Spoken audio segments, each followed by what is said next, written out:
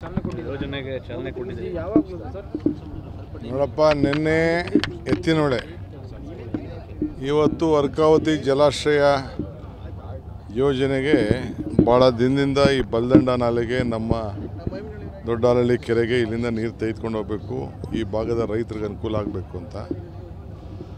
But ದುರ್ದೈವ ಏನಪ್ಪ ಅಂದರೆ ನಮಗೆ, ನಾನು ಯಾಕೆ ಇದನ್ನು ಅರ್ಜೆಂಟು ಈಗ ಮಾಡಿಸ್ದೆ ಅಂದರೆ, ನಮ್ಮ ತಾಲೂಕಲ್ಲಿ ಮಂಡ್ಯ, ರಾಮನಗರ ಇಲ್ಲೆಲ್ಲ ಸ್ವಲ್ಪ ಮಳೆ ಕಡಿಮೆ ಆಗಿದೆ.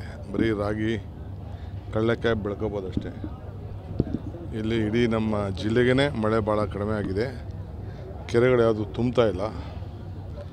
ಬೇರೆ ಏನೋ ನಮ್ಮ ಕನ್ನಂಬಾಡಿ ಕಟ್ಟೆ ಕಟ್ಟಿರ್ಬೋದು, ತುಂಬಿರ್ಬೋದು, ತುಂಗಿರ್ಬೋದು, ಬೇರೆ ಕಡೆಲ್ಲ ನೀರು ಮಳೆ ಬರ್ತಾಯಿದೆ. ಅದು ಇಲ್ಲಿ ನೀರು ಕಡಿಮೆ ಆಗಿದೆ. ಸೊ ಅಂತರ್ಜಲವನ್ನು ಹೆಚ್ಚಿಸಬೇಕು ಅನ್ನೋ ದೃಷ್ಟಿಯಿಂದ ಇದು ಭಾಳ ದಿನದಿಂದ ನಾನು ಇದನ್ನು ಪ್ಲ್ಯಾನ್ ಹಾಕಿ ಇಟ್ಕೊಂಡಿದ್ದೆ. ಇದಕ್ಕೆ ಚಾಲನೆ ಕೊಟ್ಟಿದ್ದೇನೆ ಇವತ್ತು. ಈಗ ತಾನೇ ಮಿಷಿನ್ ಆನ್ ಮಾಡಿದ್ದೀನಿ. ಎಷ್ಟು ಗ್ರಾಮಗಳು ನೀರು? ಇದು ಸುಮಾರು ಒಂದು 4,000 ಎಕರೆ ಈ ರೈಟ್ ಸೈಡಲ್ಲಿ ಅನುಕೂಲ ಆಗ್ತದೆ.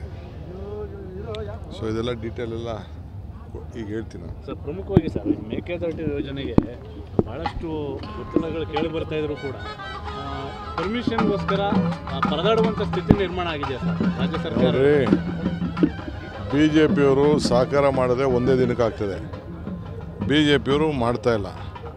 ಆದರೆ ನನಗೆ ಕೋರ್ಟಲ್ಲಿ ಭರವಸೆ ಇದೆ, ಕೋರ್ಟಲ್ಲಿ ನಮ್ಗೆ ಆದೇಶ ಸಿಗ್ತದೆ, ನಮ್ಮ ಜಾಗದಲ್ಲಿ ನಾವು ಮಾಡಲೇಬೇಕು, ಅದನ್ನು ಮಾಡ್ತೀನಿ. ಅದೊಂದು ದೊಡ್ಡ ಚಾಲೆಂಜ್ ವಿಚಾರ.